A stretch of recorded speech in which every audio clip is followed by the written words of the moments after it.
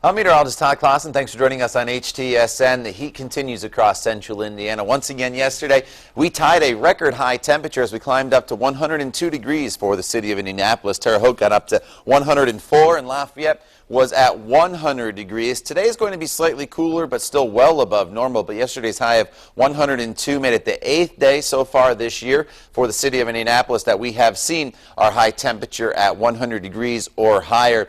And again, yesterday's record of 102 tied the record that was set back in 1934. So these records we are breaking have been around for a long, long time as this heat wave in 2012 just continues to roll on here for the state of Indiana. And I think tomorrow potentially will be our 9th triple-digit day. Now, as far as storms go, that's the other story. At least we're getting some here into central Indiana. Now, this morning we had some pretty good storms on the eastern side of the state. This was the radar from this morning. But what I want to point out is how these storms are situated. Notice the curvature of these storms. They go from Minneapolis and they dive towards Chicago and then eventually here into northern Indiana. Northern Indiana has seen some decent rainfall over the past few days. The reason is we have the core of hot air that's in place across much of the Midwest, and these storms are just moving right along the periphery of that very hot air.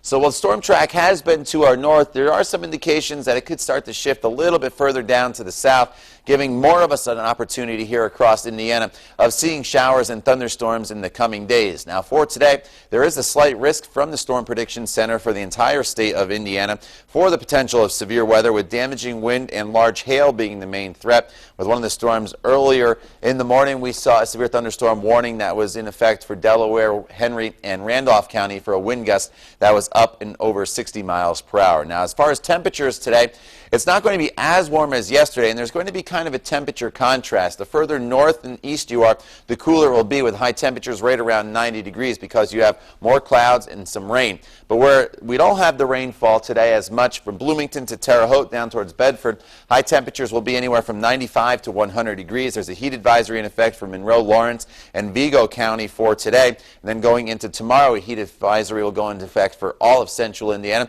The Indians are back home taking on the Pawtucket Red Sox. Look for a temperature of 92 degrees at first pitch at 7:05. Before tomorrow, up to 103 degrees with isolated storms in the afternoon.